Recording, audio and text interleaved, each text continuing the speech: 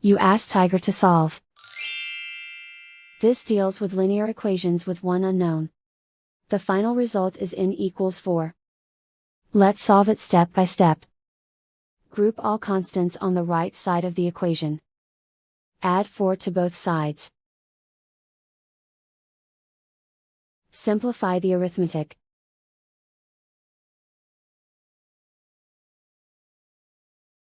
Isolate the n.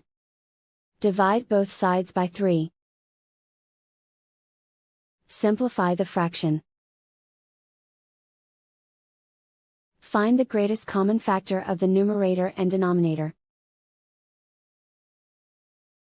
Factor out and cancel the greatest common factor.